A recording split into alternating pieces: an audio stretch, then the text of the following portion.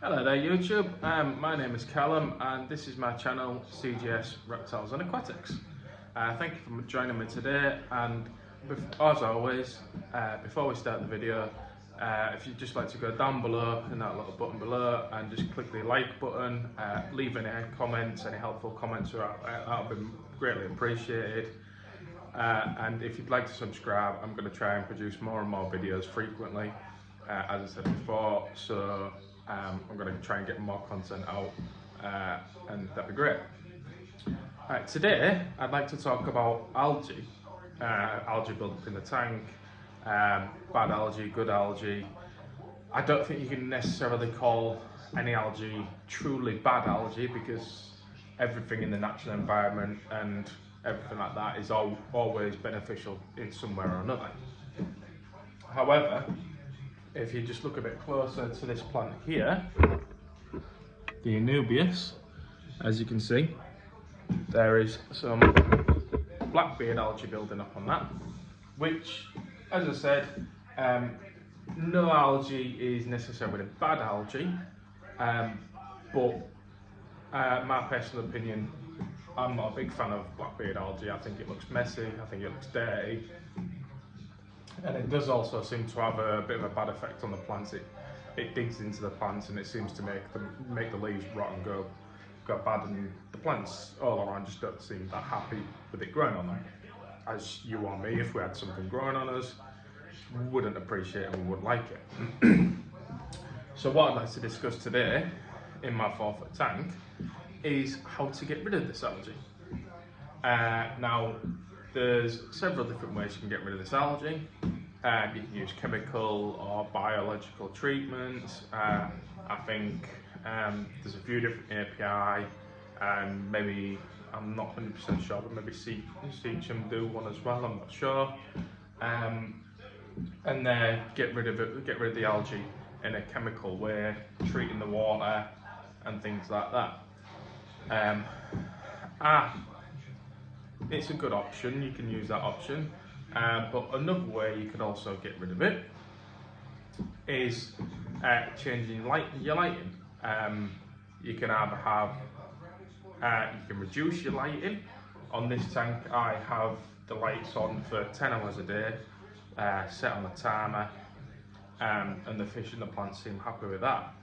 But what you can do, if you wanted to go down the lighting route, is you can reduce the lighting down to, maybe, say, if you got it on for like 9 to 10 hours a day, you can reduce it down to maybe 6 hours a day, and that can reduce the algae growth. But also, it can also be too many nutrients in the tank.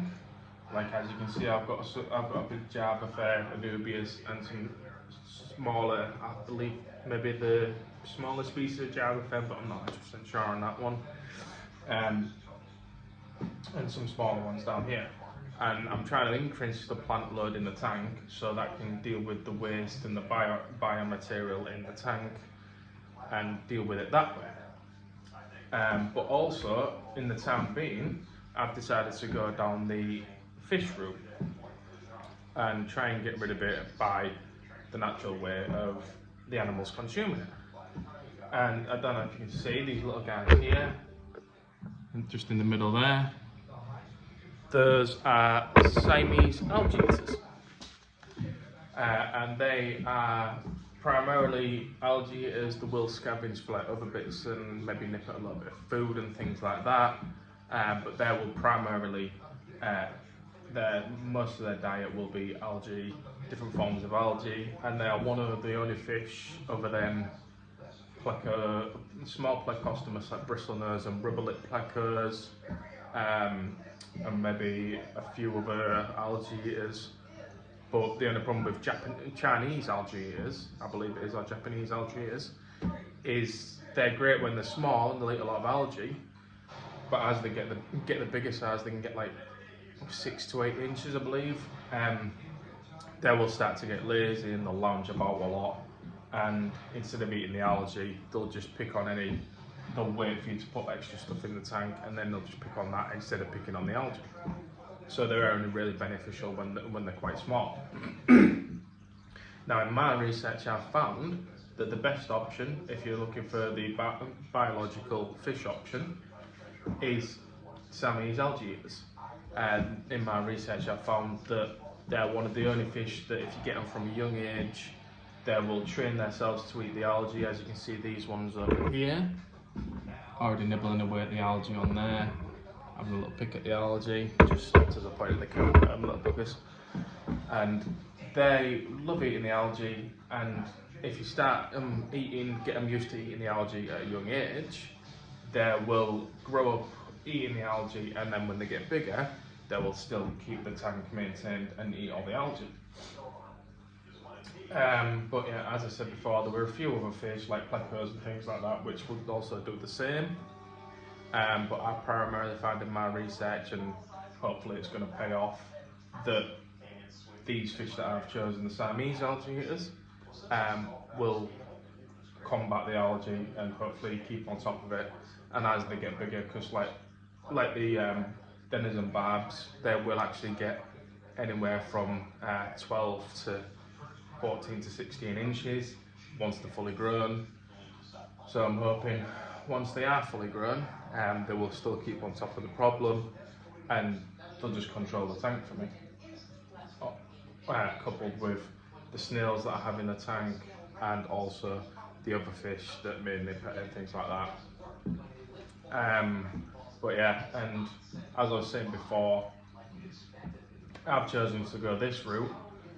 You can also reduce the lighting, or you can use chemical treatment, but this is the option that I've gone for. With lighting, you can also, if you wanted, you could also completely get rid of the lighting, cover the tank for maybe a day or so. Obviously that depending on how many plants you have in the tank, because obviously that will affect your plants as well, and obviously your plants need light as well. But you can completely cover the tank with a bed sheet or something like that, and that can quite quickly get rid of a lot of your algae. But as soon as you take the sheets off, because of all your lighting and your nutrients still in the water column, the algae will spike again, and you'll get a lot of algae growing back again. So you do need to deal with it. I mean, if you could sort of go down that option maybe if you cover the tank for a few days, you're not too worried about your plants, and then you do like a large water change to get rid of a lot of the nutrients and biomaterials in the water. That could maybe work also. I feel that would maybe still be a bit of a short-term solution. I've gone for the long-term solution with the fish, like I say, so hopefully they'll combat the algae for me, and I'll keep you up to date. Thank you very much.